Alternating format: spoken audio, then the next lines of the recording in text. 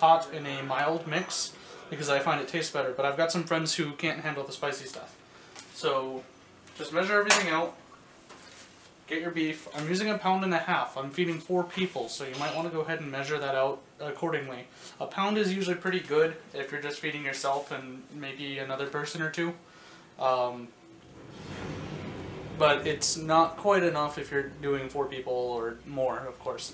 The good idea is to go ahead and make a little bit extra, that way you've got something to eat at work tomorrow.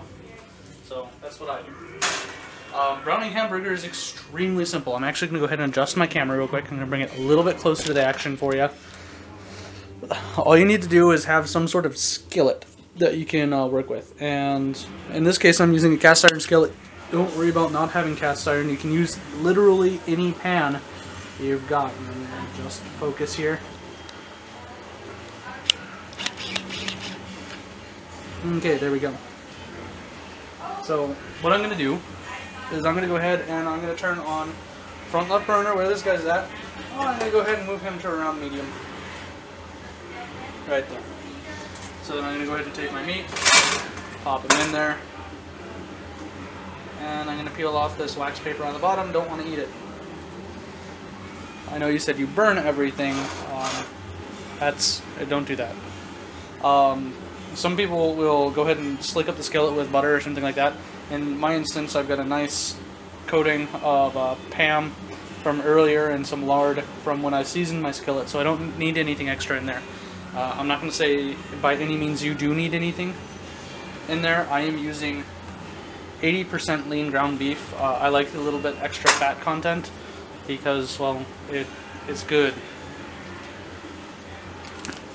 A lot of times you can go ahead and just look at this. Brown your meat.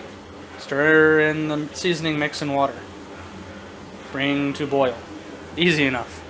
So all I'm going to do now is I'm going to go ahead and find myself a spatula.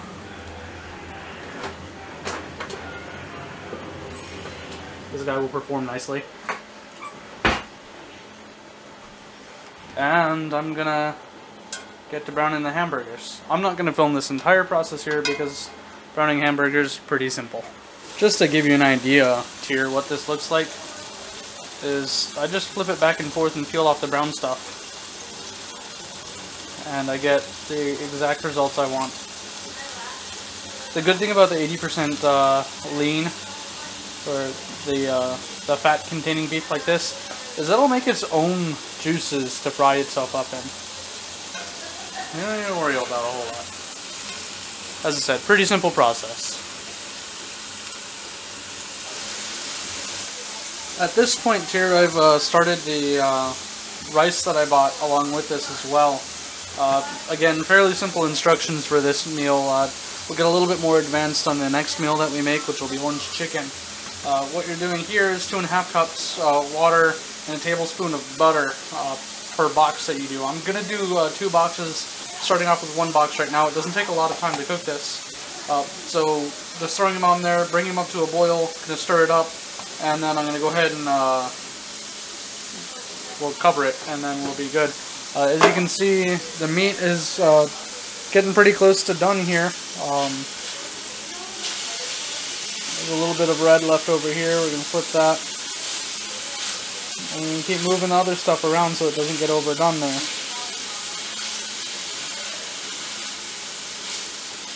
It's turning out pretty good. Alright, now that the ground beef has been browned all the way through, and stir them around just a little bit here and make sure. Now the ground beef has been stirred all the way through, what I'm going to go ahead and do is add in the water and seasoning that it asks for.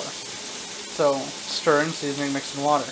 Bring to a boil, reduce heat and simmer 5 minutes, stirring occasionally, spoon into taco shells. Right? So, what we're going to do, we're going to go ahead and add in the water, and then we're going to go ahead and add in that seasoning. We've already gone ahead and measured everything out, so we don't have to worry about it when we're cooking. We just add in the stuff when it tells us to add it in, and we're good to go. That keeps us from having to worry and panic about measuring stuff out right or putting them in the wrong order while we're cooking. That prevents a lot of burns and a lot of wasted time, from my experience.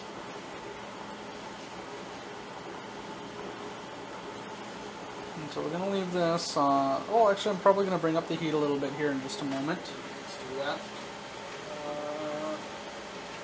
Move in pretty close to high now. So we're going to get it boiling and then we're going to reduce it down. You see in the background there, the rice has started to boil up. I have yet to decide whether I'm adding more rice, and I'm probably going to add the rest of the rice and seasoning in, and another tablespoon of butter. Actually, why don't I do that right now? So I've already got, it's actually conveniently, the last tablespoon of butter. So I'm going to go ahead and just drop that in.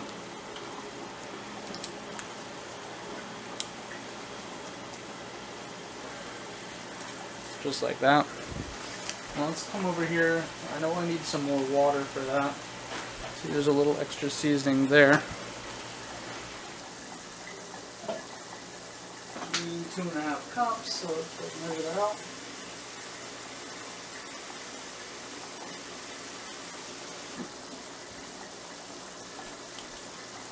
There we go.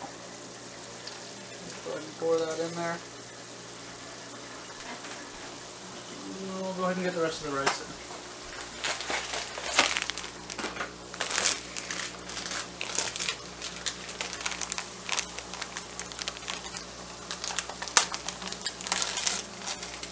Just tear open the seasoning, plop that in. Perfect. I'll use my knife here to open the rice.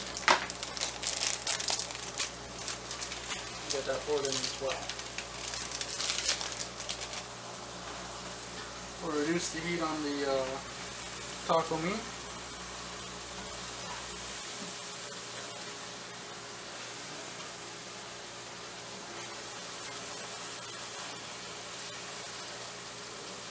Look on the taquitos I got in the oven. Those are simply just throw them in for how long it says. Yep. Got about 10 minutes left on that.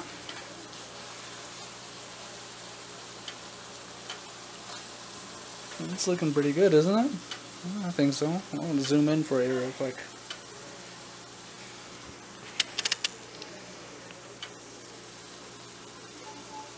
Yeah.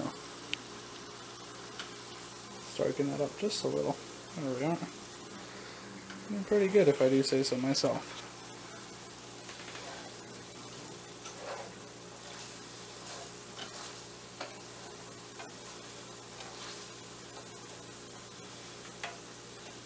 Let's get something to stir that rice up with. I'll give you a quick peek there at what that looks like.